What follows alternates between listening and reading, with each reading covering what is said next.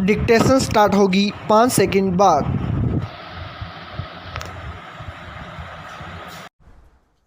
Yes, देश में नाबालिगों में बाइक और चौपहिया वाहन चलाने का बढ़ता जुनून चिंताजनक है। कानूनी प्रावधानों के बावजूद इस समस्या पर नियंत्रण नहीं हो पा रहा है। हाल ही में पुणे के एक किशोर न्यायालय के फैसले ने इस समस्या पर देश का फिर ध्यान खींचा है। अदालत ने लग्जरी कार से बाइक को टक्कर मारकर 2 इंजीनियरों की जान लेने के आरोपी नाबालिग को इस शर्त पर जमानत दे दी कि उसे सड़क दुर्घटनाओं के प्रभाव और उनके समाधान पर 300 शब्दों का निबंध लिखना होगा। साथ ही 15 दिन तक ट्रैफिक पुलिस के साथ काम करना होगा और किसी नशा मुक्ति केंद्र में पुनर्वास करना होगा। ट्रैफिक नियमों को पढ़ना होगा और किशोर न्याय बोर्ड के सामने इन नियमों पर प्रेजेंटेशन देना होगा। हालांकि पुलिस ने इस फैसले के एक दिन बाद मंगलवार को आरोपी नाबालिग के पिता को भी हिरासत में ले लिया। अदालत का फैसला अपनी जगह है, लेकिन इसने नाबालिगों के वाहनों से हो रहे हादसों की समस्या को रेखांकित किया है। दरअसल 18 साल से कम उम्र में गाड़ी चलाने की प्रवृत्ति पर अंकुश लगाने के लिए कुछ साल पहले केंद्र सरकार ने मोटर व्हीकल एक्ट को सख्त बनाया था। इसमें स्पष्ट प्रावधान है कि किसी नाबालिग ने वाहन चलाते हुए एक्सीडेंट कर दिया तो उसके माता पिता के खिलाफ FIR दर्ज होगी। यहाँ तक कि वाहन का पंजीकरण भी निरस्त किया जाएगा। कानून में 3 साल की सजा व 25,000 रुपए तक का जुर्माना लगाने का प्रावधान भी है। इस कानून के बावजूद देश में नाबालिगों का मोटर वाहन चलाना एक तरह से फैशन बन रहा है। कई मामलों में यह देखा गया है कि लोग अपने नाबालिग बच्चों को जन्मदिन या परीक्षा पास करने पर मोटर वाहन गिफ्ट में दे देते हैं, जबकि वे इस बात को जानते हैं कि 18 साल से कम उम्र में गाड़ी चलाना अपराध है। यह तथ्य भी सामने आ रहा है कि कई युवा बगैर उचित ट्रेनिंग या अनुभव के मोटर वाहन चला रहे हैं।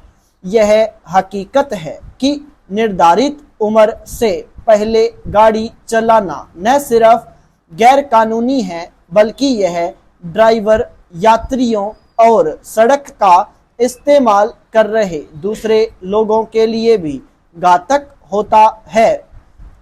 नाबालिगों में मोटर वाहन चलाने की बढ़ती प्रवृत्ति को सिर्फ कानून बनाकर खत्म नहीं किया जा सकता है।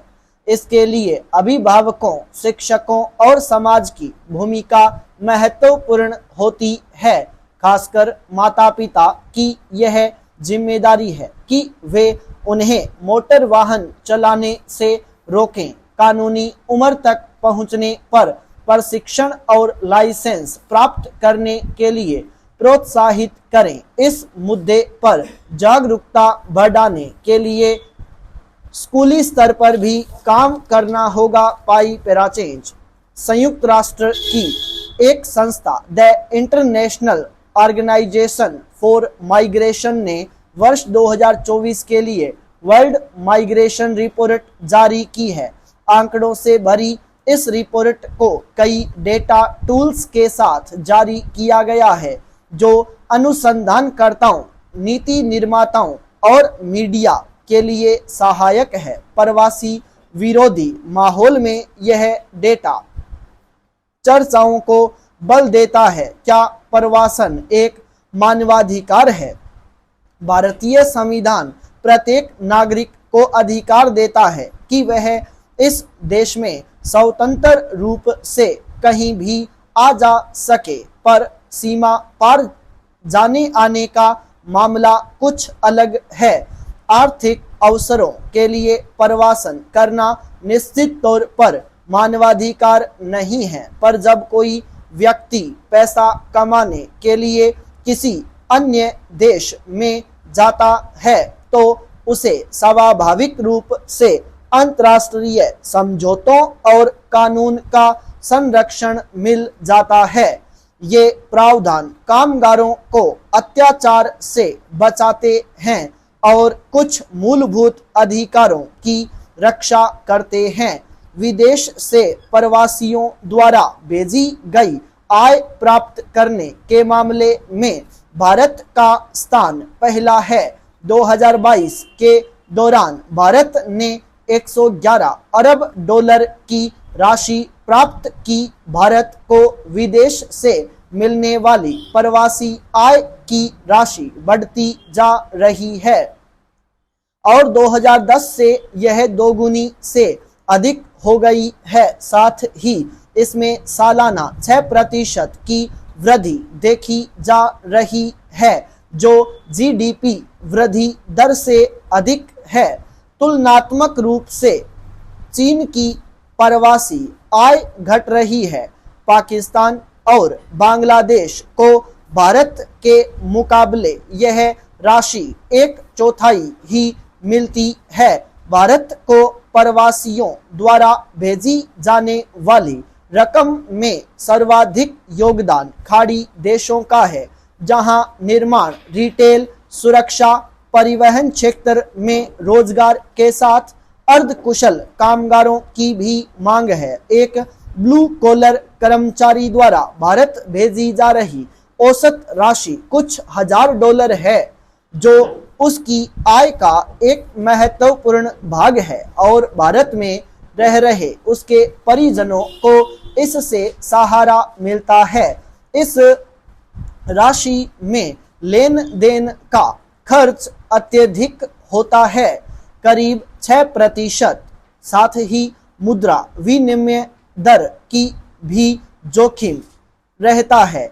दूसरी ओर भारत से बाहर भेजी जाने वाली प्रवासी अर्जित आय भी बढ़ रही है। आरबीआई की लिबरलाइज्ड रेमिटेंस स्कीम के तहत नवीनतम आंकड़े दर्शाते हैं कि 2023-24 में यह राशि संभवतः 32 अरब डॉलर से अधिक हो गई है, जो पिछले वर्ष के मुकाबले 25% अधिक दर है।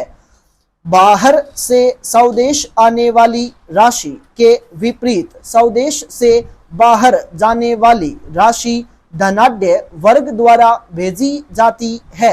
यह राशि वे अपने बच्चों की पढ़ाई व अन्य खर्चों के लिए भेजते हैं।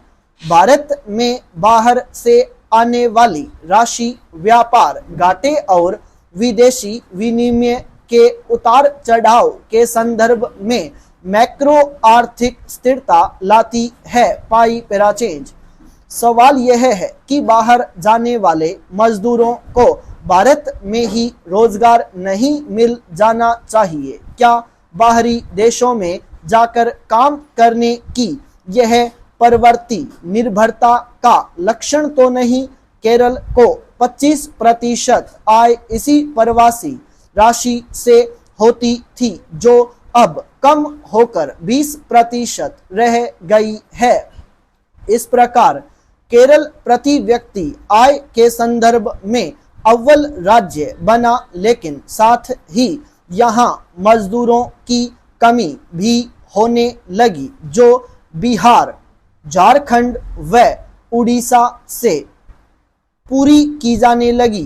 खाड़ी देशों से आने वाले डॉलरों ने केरल के रियल एस्टेट बाजार में महंगाई बढ़ाई है। इस प्रकार कहा जा सकता है कि बाहर से आने वाली राशि का परिणाम मिला जुला ही होगा, यह राशि उत्पादक निवेश और निर्माण इकाइयों में नहीं लगती है, तो इससे दीर्घकालिक समस्याएं हो सकती हैं। स्टॉक